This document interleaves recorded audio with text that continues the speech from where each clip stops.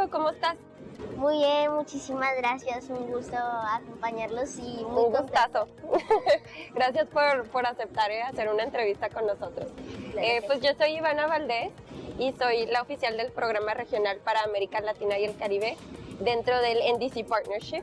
Y hemos tenido varios eventos. Uno de los eventos que participaste ayer. Me ha parecido muy chévere pues el espacio, poder venir acá hasta República Dominicana en donde se está llevando a cabo y poder estar en eventos, conocer a tantas personas, encontrarse con personas ya conocidas también. Hay que seguir fortaleciendo justamente los espacios regionales, trabajar de manera conjunta desde las distintas regiones del planeta, y una región pues muy especial, muy única en sus condiciones, pues es la nuestra justamente, Latinoamérica y el Caribe, ¿no? Entonces yo diría que también como ejemplo es de trabajar como naciones hermanas justamente para la mitigación y la adaptación del cambio climático. Bueno, pues vamos a regresar un poquito en el tiempo. ¿Nos puedes platicar sobre cómo empezó tu camino como activista climático y sobre todo como joven en el espacio climático?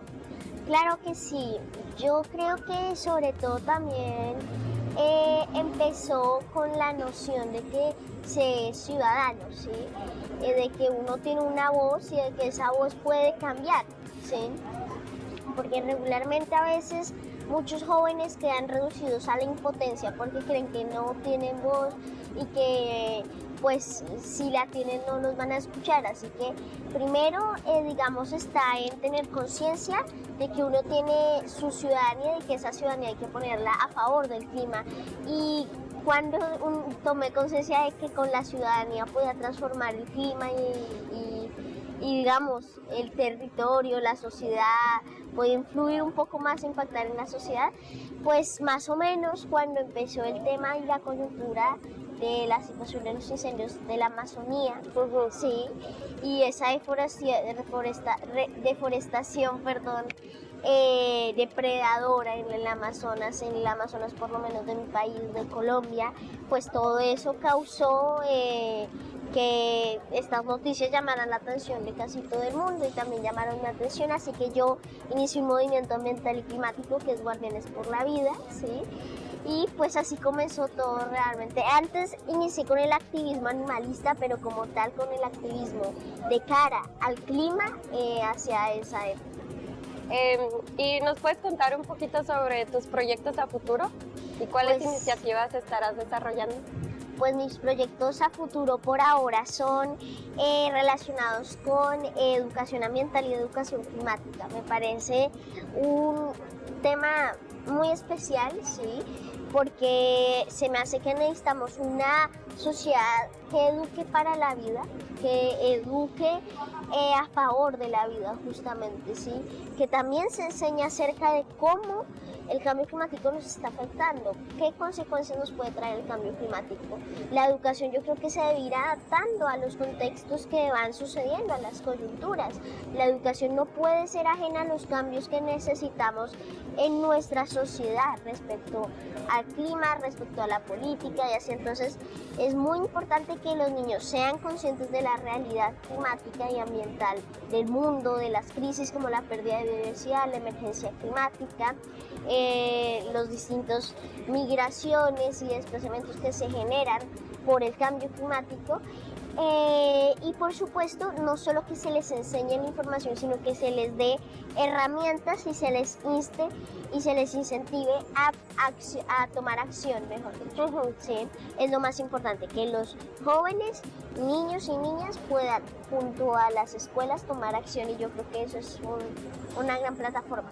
Bueno, te quería comentar desde el NDC Partnership, es el segundo año que estamos organizando un foro de juventudes y la siguiente semana tenemos el foro de juventudes para América Latina y el Caribe, y estamos invitando a jóvenes, no importa su nivel de experiencia o su nivel de conocimiento, y invitarlos a la mesa para dialogar.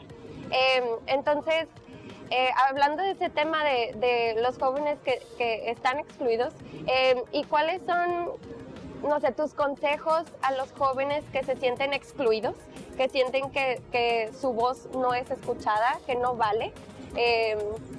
Incluso a jóvenes que sienten que este reto del cambio climático es demasiado abrumante. ¿Y yo qué puedo hacer? O sea, ¿cuál es tu granito de arena que tú puedes dar y que otros jóvenes pueden dar? Bueno, pues yo diría que hay varias cosas. Primero, cada uno tiene algo importante que decir, ¿sí? Regularmente se menosprecia la voz del otro y no se le tiene en cuenta, justamente. Pero yo diría que aquí el mensaje para los jóvenes es que su voz es importante, justamente. Históricamente pues nunca fuimos escuchados y yo siempre lo nombro, pero hoy que tenemos la oportunidad, aprovechémoslo, ¿sí? Y hagamos cada vez más presión, porque si nos unimos y alzamos, si nos quedamos callados con ese temor porque un día nos dijeron que nuestra voz no valía, pues ahí sí va a ser algo grave.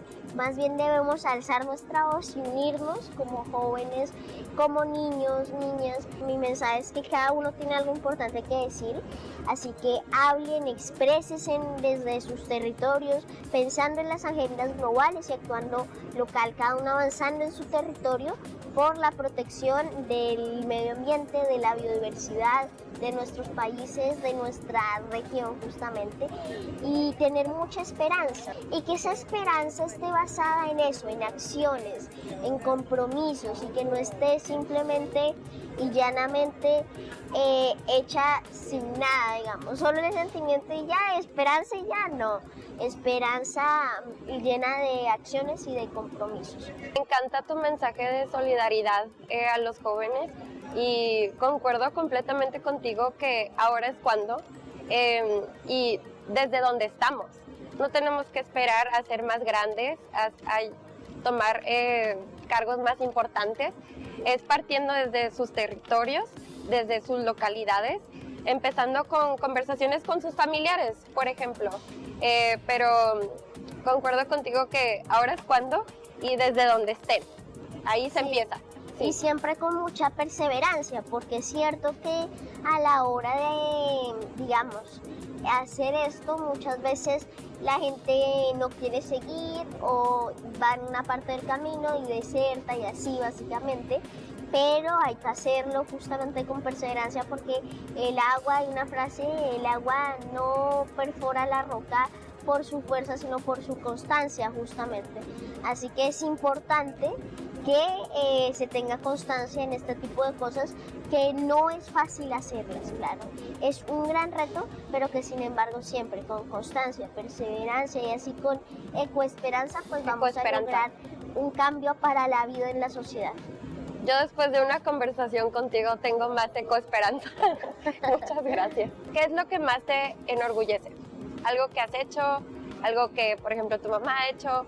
¿O algo que has visto? ¿Qué es lo que más te enorgullece en este mundo?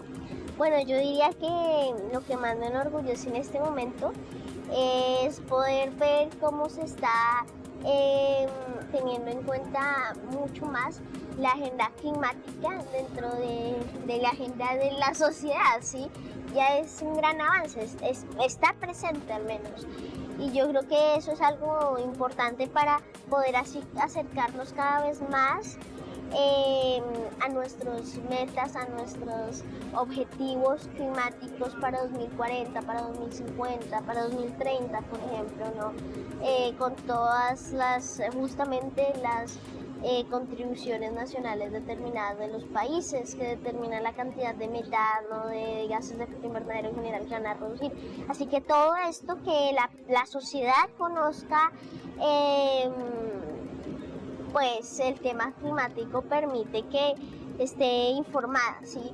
Porque ahí ya no hay algo que los está empujando así, ahí ya no, eso es imparable ya, porque básicamente ya cuando la gente tiene acceso al conocimiento, ya sabe qué es lo que está pasando, ya van a exigir justamente que se tomen más medidas aún más fuertes.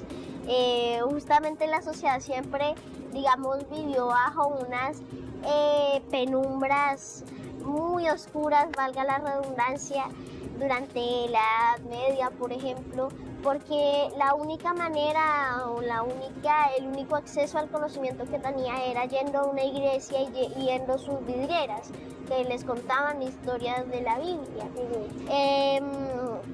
Pero cuando ya se accedió, digamos, un poco más a las bibliotecas, a sus lugares, pues se pudo cuestionar más las cosas, la sociedad. Así que es momento de cuestionarnos justamente lo que está sucediendo y pues eso es lo que yo veo que más me enorgullece, que cada vez la sociedad, que esta generación sea más consciente respecto a la necesidad de cuidar y de valorar la vida.